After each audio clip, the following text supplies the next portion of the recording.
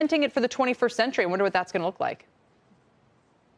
Well, what that means is that it's not just about the library. The library is the catalog of 4,000 movies, 17,000 TV shows that are going to be sitting there for people to go watch when they've already watched all the new original exclusive content. And there's a sort of perception in Hollywood that new movies, new TV shows, that's what gets people to join a service. And then they stick around and watch all the library content later. And I think what that comment from Bezos indicates is that he's really interested in taking these properties such as Pink Panther or Legally Blonde, not to mention, of course, James Bond, which we love to talk about, but taking those brands and reinventing them with maybe a modern, fresh take and creating that new original exclusive content, which is the most appealing stuff for consumers. Casey, what would you add?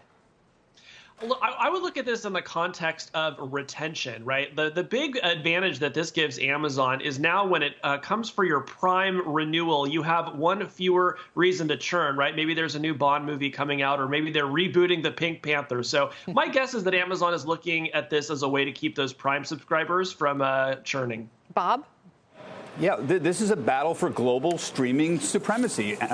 You've got Amazon competing against Netflix. Netflix is one. Amazon is number two. But Bezos always talks about that flywheel effect, the fact that you've got all of these 100 million plus subscribers sitting there, and you want a new way to add value and to bring those people in. And that's a great way to do it here. I mean, I know they're spending $8 billion, but didn't they spend $11 billion last year overall? That doesn't seem like an outrageous amount to keep adding the value that they need to keep people like me on the site and buying new things. Julie, a quick last word. What do you think about a company like Viacom now? I mean, even Discovery, the combined Discovery-Warner company, we heard a shareholder, Bill Smead, say he thinks that becomes a really attractive acquisition target down the road.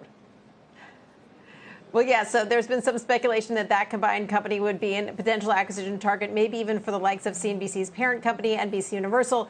Viacom CBS is definitely in the category of companies that would be prime acquisition targets. But, you know, Kelly, that is entirely up to Sherry Redstone because she has the voting control over that company. So we'll see whether she's up for it or not. And this seems to be a case of the longer you wait, the more valuable you might get, depending on how everyone's snapping up and creating scale. Let's talk about Uber. Its CEO is unhappy with customer service, blaming drivers for not coming back to work fast enough as travel snaps back. Dara Khosrowshahi venting frustrations at JP Morgan's tech conference yesterday, saying, quote, "We're not happy with the ETAs and price levels we see, and that is something we're going to invest to improve on." Now, Uber's already announced a $250 million stimulus plan to get drivers back in their cars. Uber and Lyft both saw their U.S. driver rosters plummet 40% in Q1 before vaccination rates ramped up. Casey, how much work is he going to have to do here?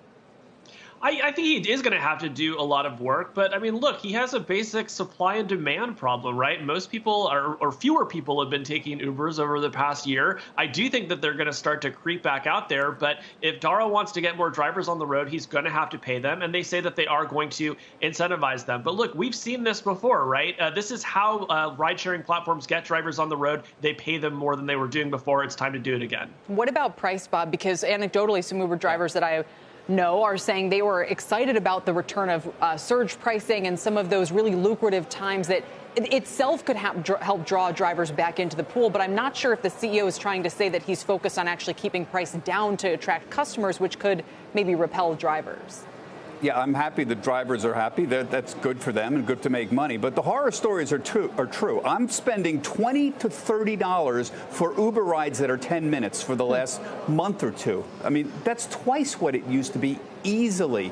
And I'm booking things where they pick me up at a certain time. And for the last couple times, they haven't gotten there. They haven't gotten there within 20 minutes of actually setting it up, that they were too busy or some excuse. So the horror stories are true. Look, here's the good news. This is all going to go away. We're not going to be sitting here, I doubt it, seriously, in September saying there's no drivers around and we're paying $30 for a $10 ride. I think all of this will go away once you see people start coming back. And Uber is emblematic of the whole country. It's slowly getting back to work, and it's just going to take a little time. Yeah, no, I think you're right, but still this summer could be interesting in terms of the pricing environment and the wait times still, and I know investors are getting impatient with that. All right, let's talk about FedEx. New data showing they're still struggling to deliver packages on time while rivals are picking up the pace. According to delivery tracker Convey, FedEx lagged UPS and the Postal Service by a wide margin last month. Its on-time delivery percentage was just 72%. UPS was 88%. The Postal Service was 89%. FedEx disagrees and says it doesn't endorse third-party data and that its average delivery time the past 6 months, Julia, was around 2 days.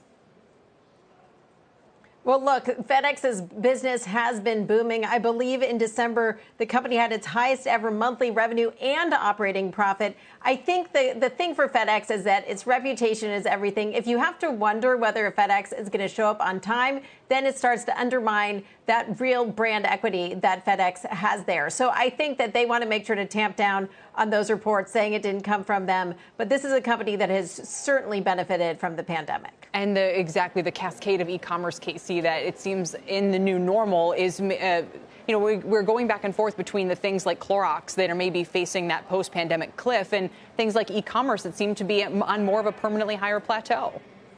That's right. And yet we also know that FedEx has historically underinvested in e-commerce support because the per package margins just aren't as good as its regular business. So this is a big opportunity for them to catch up and to catch this wave. It sounds like they're committed to doing it, but we'll see. Yeah, as we all watch the delivery and arrival times on our packages. Shepard Smith here. Thanks for watching CNBC on YouTube.